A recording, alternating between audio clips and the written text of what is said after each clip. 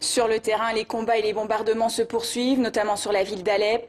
Dans ce conflit, on parle peu des chrétiens, ils sont pourtant près de 2 millions et ils soutiennent en grande majorité le régime de Bachar al-Assad. Franck Genozo.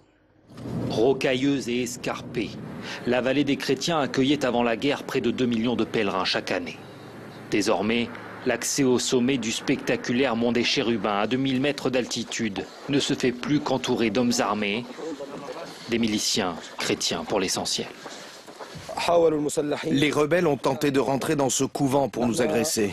Dans la vallée, ils ont détruit nos églises, brisé les statues de la Vierge et ont menacé de nous obliger à quitter la Syrie. Car depuis maintenant 6 mois, la vallée est le théâtre de combats violents, comme ceux que nous avions filmés dans la ville de Maaloula en septembre. Les trésors de cette cité où l'on parle encore l'araméen, la langue du Christ, avaient alors souffert des tirs croisés entre l'armée et les rebelles islamistes qui tiennent toujours la ville. Alors, après avoir longtemps évité de prendre parti dans ce conflit, les chrétiens ont finalement, en majorité, décidé de se battre aux côtés des soldats de Bachar el-Assad. Il y a encore quelques mois, ces hommes étaient pour certains vendeurs de voitures, restaurateurs ou encore avocats. S'ils ont pris les armes, disent-ils, c'est pour soulager l'armée syrienne et assurer la protection de Sednaya, ville sacrée pour les chrétiens d'Orient.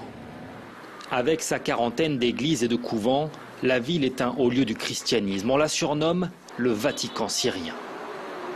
Chaque accès en a été barricadé et équipé de caméras de vidéosurveillance. Les miliciens ont reçu des armes de la part du régime. Parfait pour certains, leur formation militaire en Russie et désormais patrouille 24 heures sur 24 sur les chemins qui mènent à la ville.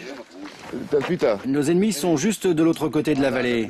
Ils font des incursions, multiplient les enlèvements, alors on les attend et quand on peut, on les abat. De quoi, disent-ils, éviter aux habitants d'avoir à fuir Sednaya.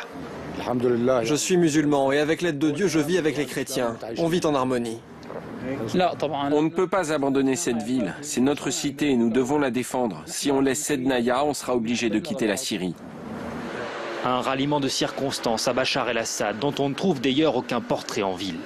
Mais devant l'influence grandissante des islamistes radicaux au sein de la rébellion, les chrétiens affirment n'avoir plus d'autre choix, eux qui représentent toujours un habitant sur 10 en Syrie.